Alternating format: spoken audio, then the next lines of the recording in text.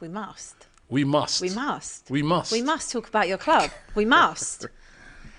What? We must. What? How have you sacked a manager that's got you European football? What? How have you done that?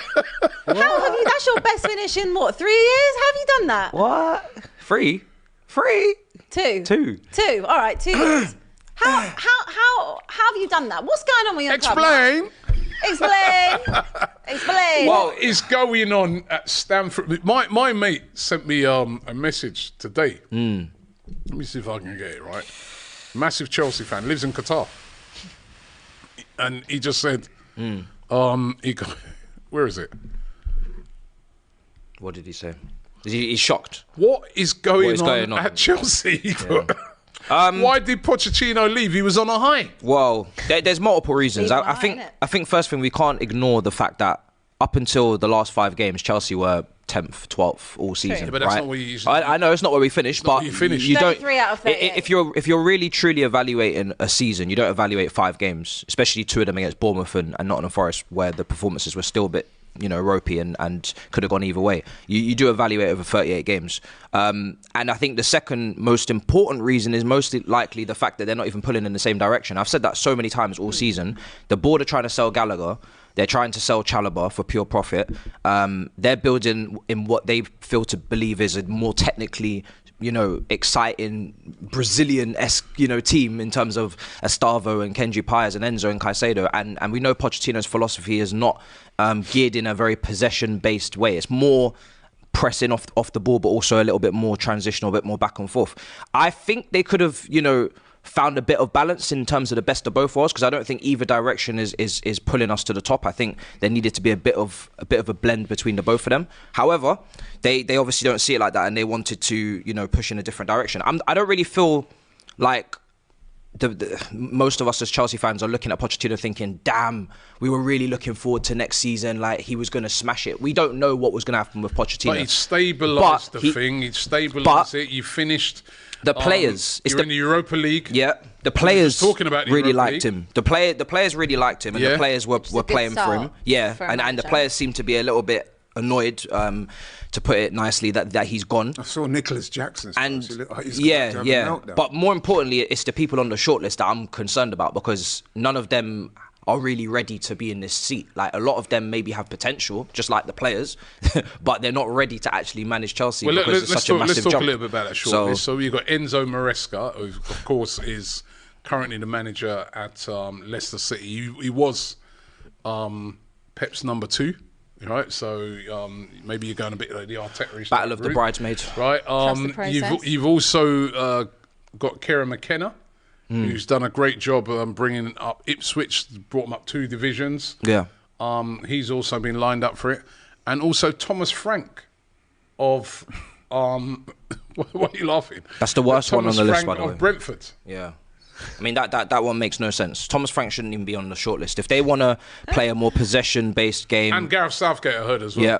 Yeah. There's 2 sides to it. Obviously, Chelsea scored quite a good amount of goals last season into comparison of the season before, where it was less than what Luton have scored this season. But we conceded the most goals in our Premier League history. The defence was shocking this season. We was wide open. So they're saying they want to stabilise defence. They want to keep the ball a lot more. They want to play in a manner that more gears towards maybe the Enzo Fernandezes of the team and some of the other players coming in. But Thomas Frank doesn't do that. So why is Thomas Frank on the list? Thomas Frank doesn't play... It's a good experience, isn't it? Nah. Keeps teams up. No. Nah. If you want experience, right? You've got Thomas Tuchel that's there, who you could just make amends with, right? I know he didn't Not going to bring back I know, Thomas. but he had a poor season. season in the Bundesliga, but he's a far superior manager to Thomas Frank. Let's not even do that. You can maybe even look at De Zerbi if you want to play a certain brand of football, right? At least it would make sense. He's maybe worked with Colwell. He's worked with... Yeah, but he's got a hot head and he talks out a lot, and that's what they don't want. But he's managed Mudryk, he's managed Caicedo, Colwell. He's got some level of experience in this league now, 2 seasons. Or, maybe there's some other contenders that you'll bring up. But you can't go down the Thomas Frank route, who literally contradicts everything that you're saying about Pochettino. You say that you want to play a certain way, so then play that way then. Get a manager that plays a certain brand of football. You can't say Thomas Frank is going to manage Enzo Fernandez and Caicedo. What are we doing here? What's your feeling on it? Are you happy? I'm not happy, no. I'm not happy. How can I be happy? Because this guy... There's nothing to celebrate. Nikhil says, Matisse, bro, what did you do to Proch? You drove him away. I didn't Todd drive B's nobody been away. watching all of your reactions and put bruv. laughing out Listen. loud. He says, please continue to keep us rival fans entertained. On the weekend, to at home to Bournemouth, we conceded 22 shots. That was a large part of our season, which was conceding a whole heap of goals, not controlling games, not even bopping teams at home to Leicester, at home to away to Middlesbrough, at home to Leeds, battered against. So I can go through so many results. And they also seem to think that he's the reason for the injury crisis because of the training methods. Now, I don't know if that's the case because we're going to find out next season. All I know is that the directors, they have no one to blame if the injuries continue. Finish sick. But I always said, alongside with Pochettino, I said the directors also should be accountable alongside with him. That's in every tweet, every title of my videos because But I don't think the directors. I don't think like yourself and Rory Jennings and one or two others. Don't do that. Mad. Wow. I'm not mad. No, because no, they were mad against Poch. Now he's I been wasn't sacked. mad. No. They seem to be I actually wanted Poch in the job. However, I'm going to hold him accountable to certain standards. You can't be dwindling in 12, conceding 22 shots to teams and getting destroyed at home to championship teams and needing late winners in cup games and losing to Liverpool in a final full of kids. Do you not think the trajectory was being pushed upwards towards the No, end of because his tenure? at the end of the season, we finished with the 5 games. But if you're evaluating the whole season, you can't say with confidence that next season he was gonna be great. It was hope. So it's not about Poch. It's more about the directors who I always bring into the conversation, going for managers that are very, very, very fresh on the scene. These guys are managing in the Championship. Some of these names, Kieran McKenna's another one. To make a jump from Ipswich to Chelsea is wild. So just because we're not content with the manager's performance, and I can go through so many reasons He why. was an assistant manager at Man United. Yeah, I can go through so many reasons why. It doesn't mean we have to agree with the shortlist that they've come with now, you know? Absolutely. It's a mess, isn't it? Yeah, well, listen, it's all over the shop, but these directors, if people don't hold them accountable next season, if they're not going to do it now, then I don't know what's going on. Who would you like then? I've said Thomas Tuchel. They're not even remotely looking they're at not Thomas gonna get him Tuchel. back. They're not looking at Conte. They're not looking at Tuchel. They're not looking at anyone like that. I would prefer De Zerbi, even though I have questions over De Zerbi. I'd prefer De Zerbi over these championship Kenny managers. Fan TV says Lampard. No. And JJ says Chelsea fans are going into depression next season. I mean, it's not the way to prepare, isn't it? I mean, all right, I know you want to bring the new guy in early so, you know, you can get a bit of money. If you're going to give money to someone, you're going to want to spend that money, but it's not great preparation, is it? Well, No, it's just not great preparation. It depends how quickly they move. They need to appoint a manager as soon as possible so we can go into pre-season knowing what's going on. I think they'll get it done over the next... They might even be announced today, later on tonight, or it will be announced tomorrow. But like I said, you know, the directors, they're the ones that are meant to set the kind of course. They're the ones that are meant to lead the footballing identity of the team. So if they believe that long term it was never going to work out with Poch, and you have to remember, like I said, Poch wanted to keep Gallagher and Chalobah, and these two players are up for sale. So it was never going to work with Poch because they don't listen to what he needs and the profiles he wants. Other than the Gallagher and Chalobah one is that they have to sell them. They don't have to meet the financial. They've already passed that. They'll sell them anyway just to make them in a comfortable position for next season, but they don't have to sell them. I think it was more the fact that, well, I won't say fact because it's not fact yet, but the likelihood is that he'll go to Tottenham. That's what a lot of the Chelsea fans were. Gallagher? Yeah. yeah, Gallagher's been strongly linked. Actually, Chalobah's been linked as well. The Poch thing for me is an interesting one, right? Because it is true what Mar's saying. Like 33 out of 38 games, Chelsea were shit. Like, let's just not sugarcoat it. They really were. And then those kind of 5 games, kind of after the Arsenal game, that's when obviously they picked up form going into those last 5 and managed to get, you know, some type of European football because of everyone else around them. United, you know, they nearly caught Spurs, Newcastle as well. But what I did see in those last 5 games is players playing for the manager and understanding and clicking in that identity. So from having Pochettino as a manager, obviously Tottenham did click, but in that first season it did take some time. It wasn't until probably like 4 months in that you started to see what he wanted to do, and that whole season, that first season, where everything was starting to click. So for me, I'm obviously over the moon because looking at those last 5 games as like a sample, I'm saying, okay, they're getting what he's selling. Like, they're bought into it. Getting it together. They're getting it together. Good pre-season. They could be really strong next year in terms of maybe not challenging, but back in the top 4. Like, I could have seen that. That would have been the expectations. 100%. Not necessarily going and winning something, don't know. But as in, like, up there challenging again, like for those top 4 spots. I could see that because of the way that those last 5 games went. Yes, the defending needed work, but it was looking a bit how it was at Spurs, like in that first season when I think he finished 5th as well, 5th or 6th. So I could see that. I'm quite surprised. I am surprised, but then I'm not, because he was on a 2-year deal with an option for a third. I never thought they were going to extend it to the third. No. And then obviously there's this whole thing about the Club World Cup next summer. His contract would have ended at the end of the season. Then you've got the Club World Cup, which Chelsea are an inaugural part of. So they didn't want to change manager for that. I don't really see the relevance of that, because that's not that important in terms of the Premier League, in my opinion, at this stage. But what Pochettino didn't like at Spurs was the lack of control and autonomy he had over transfers, right? Having that relationship with Daniel Levy. Didn't have it at PSG either, because of how in control the owners are and the chairman, etc. And then come to Chelsea, which was always going to be a similar situation and a bit of a circus because of Todd Bowley and Ighbali. So that was never going to be a fit. I always felt that the better fit for Poch would have been to go to somewhere like Manchester United, which could happen if Eric Ten Hag goes. Could go to United. That is a better fit, in my opinion, than Chelsea would ever have been. There's a balance to it, because when you give a manager 100% say on transfers, like Ten Hag with Man United, look what happens. Like, managers are not scouts. No. The only thing that I would have wanted is that Poch say the profiles and the attributes that the team lacks and the weaknesses in the team, and then the scouts go and find those players and bring them in. I'm not expecting the manager to bring names, because you're not a scout. You're not privileged to watch enough football. It's not possible. So that's not your But they job. might have they will have identified XYZ targets that they would put forward to, for scouts to go and watch. But most clubs operate on that business model, don't they? Whereby the manager has less say nowadays. But they do work together. It's only going to be the likes of a Pep. But they work together. Pep, Tiki work together, right? Yeah. Arteta, Edu, Work together. Klopp, Edwards, previously before obviously what happened.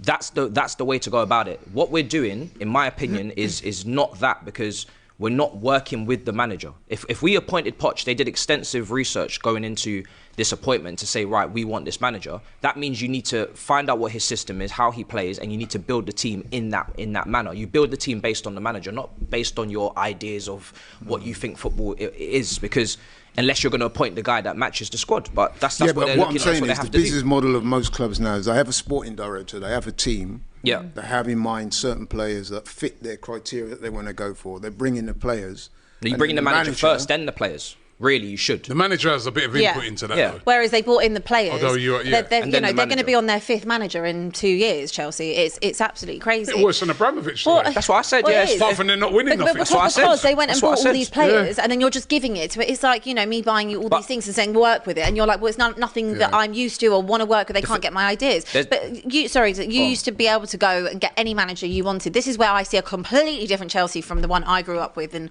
that's been in my life the last, 20, 30 years. That you used to be able to walk into any club, Real Madrid, Barcelona, take the best players, the best managers, and say, come to Chelsea, we'll back you on that. Now, when I look at who you're looking at, this is not to disrespect Thomas Frank or Kieran McKenna or anyone, but look at where Chelsea are in terms of what your trajectory is and your ceiling, what you're looking at. That's not to say they're not doing a good job, but if I was Kieran McKenna, I would be said, absolutely not, I'm not going to Chelsea. I'd rather stay at Ipswich or go to Brighton, because Chelsea is Chelsea is a poison chalice. Look at Graham Potter. Okay, he was sought after. He turned Tottenham down twice.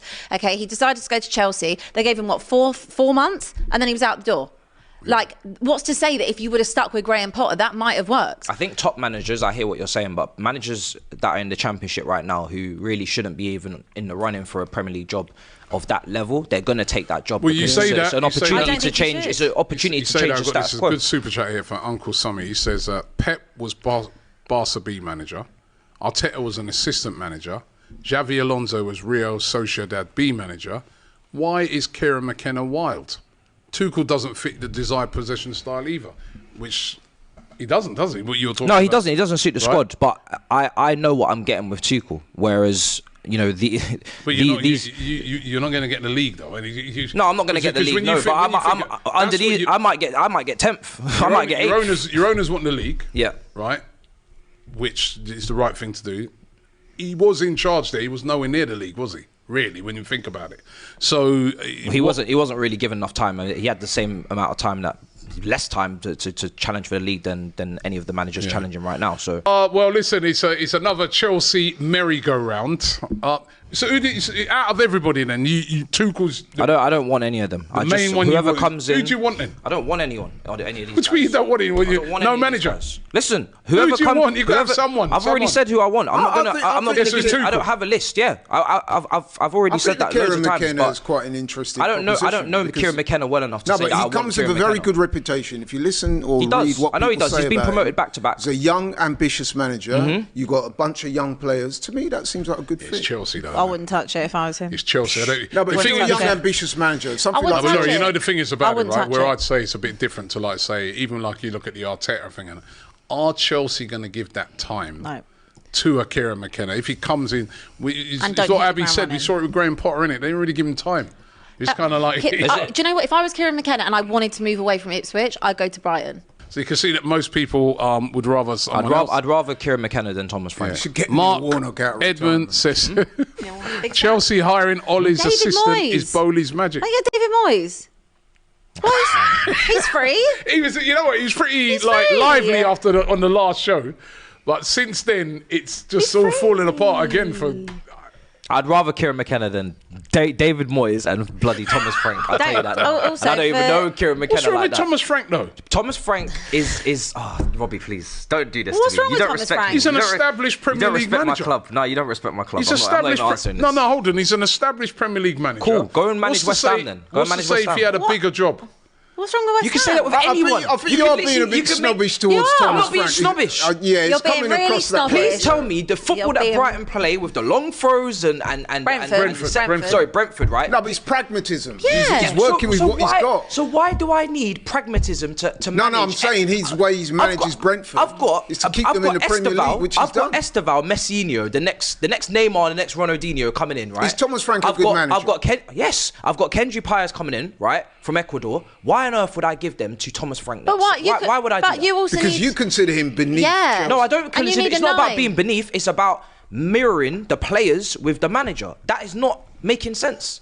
But you could, maybe he'll bring Ivan Toney with him. What are we doing here? He might bring Toney with him. You need a striker as well. I swear. No, but you know what it is? I'm It's just not helping what I call a sexy appointment. It's not like it might sexy. stabilise you. It doesn't need to be It might sexy. stabilise you. Apparently, we're already stabilised. So what are we doing here? Abby, if Poch wanted to come back to Spurs, would you have him, or are you sticking with Big Ange? Love the show, by the way. Oh, good one.